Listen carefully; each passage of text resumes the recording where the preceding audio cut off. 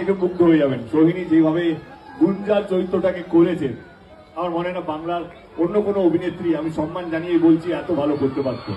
Thank you Sohini, thank you. How is the experience?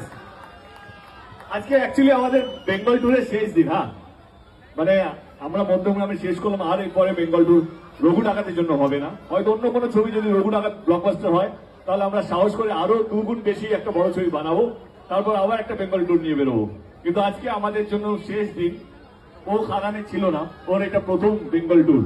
তো খুব emotional হয়ে পড়েছিল গাড়িতে, বাসের মধ্যে বলছিল হাউ ওয়াজ দ্য এক্সপিরিয়েন্স। এই যে 10-15, আরে দিচ্ছি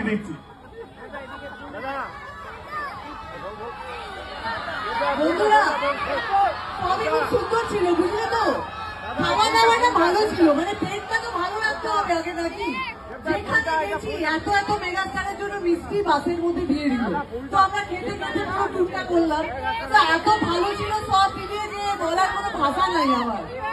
আর মেগাস্টারকে অনেক অনেক ধন্যবাদ জানাবো গুঞ্জা চরিত্রটার জন্য। বাকিটা তোমরা ছবিটা দেখলে বুঝতে পারবে যে কত ভালোবাসা আছে আর কত শত্রুতা আছে, কি আছে, সব তো পরের কথা। আগে তো রঘু ডাকাত দেখতে হবে। আর আজকে দেবতলা আমাকে ভালো বললো, আর দেবতলার মুখে ভালো শুনতে কার না ভালো লাগে? ভালো লাগে তো, ভালো লাগে তো। আমি তো আজকে উপরে উঠে গেছি ভাই, ভালো বলে দিয়েছে আমাকে।